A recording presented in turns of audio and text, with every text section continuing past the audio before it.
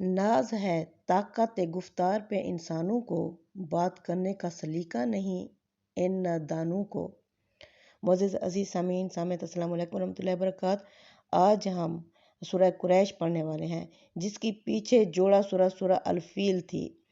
اس میں قریش کو متنبع کر دیا گیا کہ جس پروردگار نے اپنے دشمنوں یعنی ابرہہ کے لشکر کو تمہارے سامنے اس طرح پامال کر دیا، خس و خشاک کی طرح، تم بھی یعنی اس سے دشمنی کرنے کے لیے اٹھے ہو، تو وہ تمہیں بھی نہیں چھوڑے گا۔ اپنے اس توحید کے مرکز کو، اپنے اس قبلے کو بتوں سے پاک کر کے توحید کا دورہ کرے گا اور تمہیں ان ابرہہ کے لشکر کی طرح ختم کر دے گا۔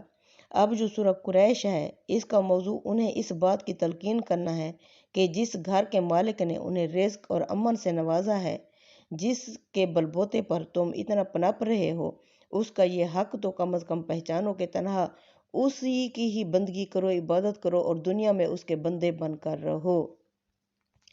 کسی یکجائی سے اب عہد غلامی کر لو، ملت احمد صلی اللہ علیہ وسلم مرسل کو مقامی کر لو۔ اب چلتے ہیں سورہ قریش کی طرف۔ بسم اللہ الرحمن الرحیم، اللہ کے نام سے جو سراسر رحمت ہے، جس کی شفقت ابدی یعنی ہمیشہ رہنے والی ہے۔ اب اللہ فرماتے ہیں لی الافی قریش، یعنی لی الافی قریش، مانوس کر دیے گئے قریش۔ اب میری جو اساتذہ تھیں وہ کہتی تھیں الاف کا مطلب ہوتا ہے قسم کھانا، یعنی قسم ہے اس ذات کی جس نے قریش کو الافہم رحلۃ الشتاء والصیف، یعنی سردیوں اور گرمیوں کے سفر کا عادی یعنی مانوس کر دیا۔ وہ کہتی تھیں لی الافی، قسم کو کہا جاتا ہے، الافہم کا مطلب ہوتا ہے یعنی کہ عادی کرنا، مانوس کرنا، الفت ڈالنا۔ یعنی قسم ہے اس ذات کی جس نے قریش کو سردیوں اور گرمیوں کے سفر کا عادی بنا دیا۔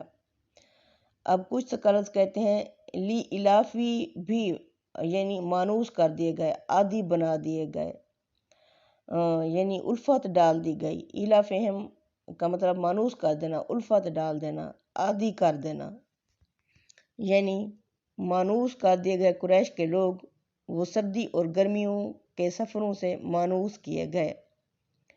یا قسم ہے اس ذات کی جس نے قریش کو سردیوں اور گرمیوں کے سفر کا عادی بنا دیا۔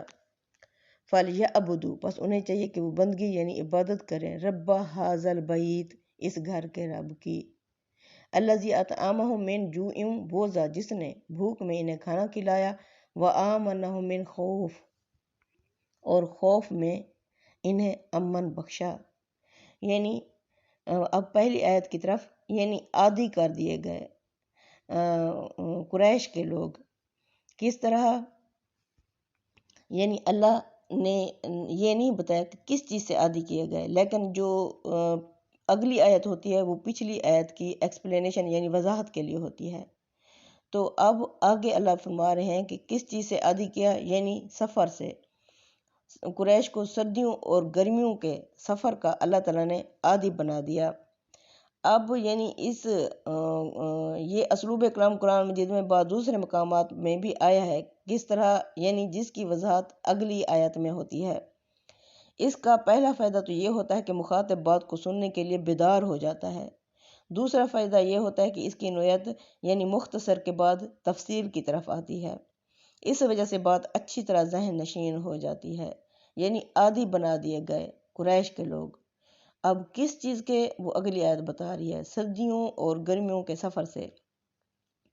اس سے مراد وہ تجارتی سفر ہیں جو قریش کی خوشحالی رفاہیت کا ذریعہ بنے ہوئے تھے۔ گرمی کے زمانے میں یہ سفر شام سے فلسطین کی طرف ہوتے تھے، اس لیے وہ ٹھنڈے علاقے ہیں، اور سردی کے زمانے میں جنوب عرب کی طرف ہوتے تھے یعنی یمن کی طرف، اس لیے کہ وہ گرم علاقے ہیں۔ اہل مکہ کی تمام دولت اور ثروت انہی سفروں کی مرہونے میں نہ تھی۔ تہذیب و ثقافت اور دانش اور بینش میں جو برتری ان عرب کے لوگوں کو دوسرے قبائل پر حاصل تھی، ان میں ان سفروں کا بڑا دخل تھا۔ لیکن یہ سفر اس زمانے میں آسان نہیں تھے، ان میں قافلے اعلانیہ لٹ جاتے، راستے کے قبائل اپنے علاقوں سے اجازت کے بغیر گزرنے نہیں دیتے تھے، اور اجازت کے لیے بھاری بھاری معاوضے طلب کرتے تھے، مگر قریش کے لیے کوئی خطرہ نہیں تھا۔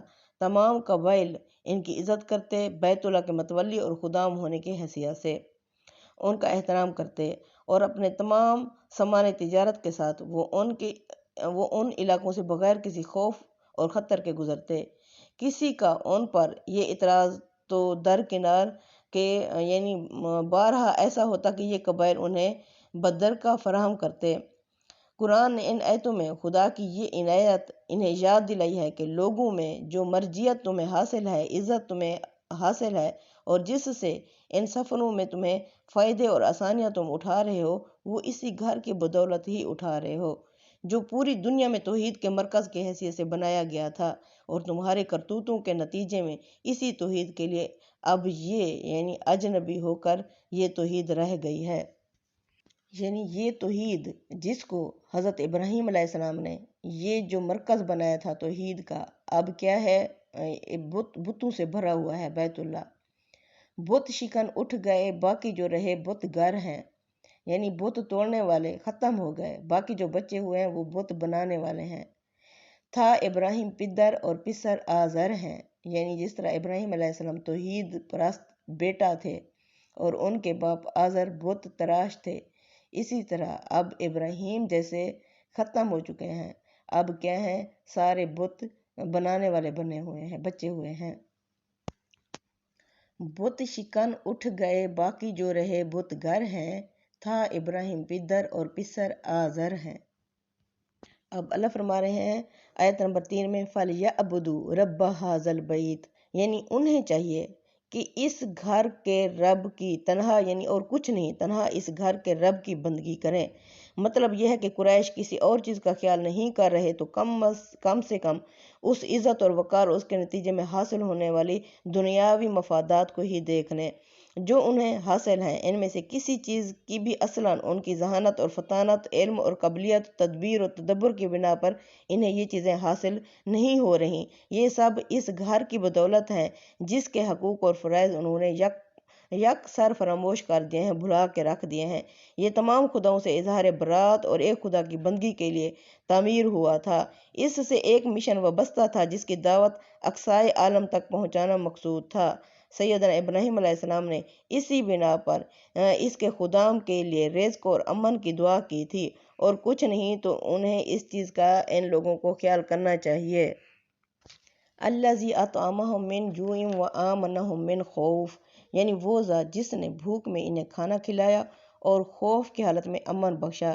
اللہ فرماتے ہیں فَلْيَعْبُدُوا رَبَّ هَٰذَا الْبَيْتِ، پس انہیں چاہیے کہ اس گھر کے رب کی بندگی کریں، شرک کی ہر غلاظت سے پاک کر کے تنہا اسی کی بندگی کریں۔ خدا کا پیغمبر انہیں اس عبادت کی دعوت دے رہا ہے، یہ ان کے لیے کوئی اجنبی دعوت نہیں ہے، وہ اس سے پہلے پوری اچھی طرح واقف ہیں اس دعوت سے، توحید کی دعوت سے، کیونکہ سیدنا ابراہیم علیہ السلام نے یہ گھر اسی مقصد سے بنا کر ان کے اجداد کو اس کا متولی اور خادم مقرر کیا تھا۔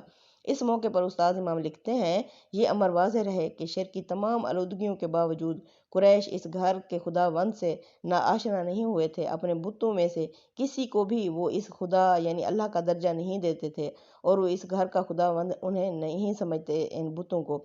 عبد المطلب نے جو دعا ابرہہ کے حملے کے موقع پر کی جبل حرا پر، وہ دیکھیے تو اتنی ہے کہ اللہ سے ہی وہ مانگ رہے ہیں، وہ کہہ رہے ہیں اے خدا، آدمی اپنے اہل و عیال کی حفاظت کرتا ہے، تو بھی اپنے لوگوں کی حفاظت کر ابرہہ کے لشکر سے۔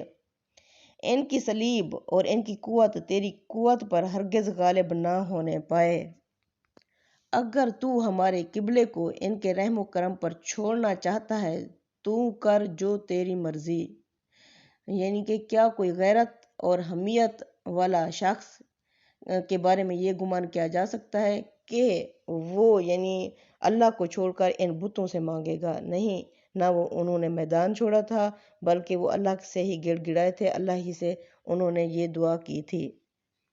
آپ صلی اللہ علیہ وسلم کے دادا عبد المطلب نے یہ دعا کی، اس میں اس دعا میں اللہ کی گھر کی حفاظت کے لیے جو فریاد انہوں نے کیا وہ تمام تر اس گھر کے خداوند ہی سے کیا، ان میں سے کوئی ادنیٰ اشارہ بھی بتوں میں سے کسی کی طرف نہیں ہے۔ ان بتوں کی حیثیت ان کے نزدیک اس سے زیادہ کچھ نہیں تھی کہ وہ ان کو وہ خدا کے قربت کا ایک ذریعہ سمجھتے تھے۔ اپنا خالق اور مالک اور بیت اللہ کا رب وہ صرف اللہ ہی کو مانتے تھے۔ ان کے اس عقیدے میں کوئی کبھی فرق نہیں آیا کہ نعوذ باللہ اللہ کی جگہ وہ بتوں کو دے دیں۔ اللہ فرماتے ہیں الذی اطعمہم من جوع وآمنہم من خوف، یعنی وہ ذات جس نے بھوک میں کھانا کھلایا اور خوف میں امن بخشا۔ اب جوع سے کیا مراد ہے؟ یعنی کسی علاقے کی وہ خاص حالت ہے جو غذائی اشیاء اور اجناس کی قلت یا نایابی سے پیدا ہوتی ہے۔ اسی طرح خوف سے کسی علاقے کی وہ حالت مراد ہے جو امن و امان کے فقدان یعنی کمی اور جان و مال کے عدم تحفظ سے رونما ہوتی ہے۔ یہ دونوں لفظ قرآن مجید میں اس خاص مفہوم میں استعمال ہوئے ہیں۔ مثلاً اللہ فرماتے ہیں سورہ بقرہ میں وَلَنَبْلُوَنَّكُمْ بِشَيْءٍ مِّنَ الْخَوْفِ، ہم ضرور تمہیں آزمائیں گے بعض چیزوں سے جیسے کہ خوف، وَالْجُوعِ بھوک سے، وَنَقْصٍ مِّنَ الْأَمْوَالِ نقصان سے مالوں کی، وَالْأَنفُسِ اور جانوں کی، وَالثَّمَرَاتِ اور پھلوں کی کمی یا نقصان سے ہم تمہیں ضرور آزمائیں گے۔ یہ علاقہ جس میں حرم واقع ہے حضرت ابراہیم علیہ السلام کی آمد اور بیت اللہ کی تعمیر سے پہلے امن سے بالکل یعنی محروم تھا، اور اسی طرح غذائی وسائل سے بھی یہ علاقہ محروم تھا۔ اللہ تعالیٰ نے ان دونوں نعمتوں سے اس علاقے کو بیت اللہ کی برکت سے بہرہ کیا۔ قرآن میں اس کا ذکر جگہ جگہ قریش پر احسان کے طور پر ہوا ہے۔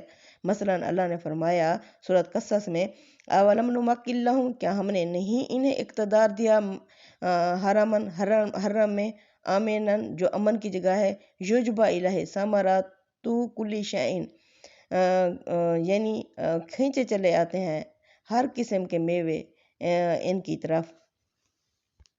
اسی طرح اللہ تعالیٰ نے سورہ العنکبوت میں فرمایا اولم یروا، کیا یہ نہیں دیکھتے انا جعلنا حرمن، کہ ہم نے بنایا حرم کو آمنن امن کی جگہ، ویتخطف الناس من حولہم، حالانکہ لوگ اچک لیے جاتے تھے اس کے ارد گرد سے۔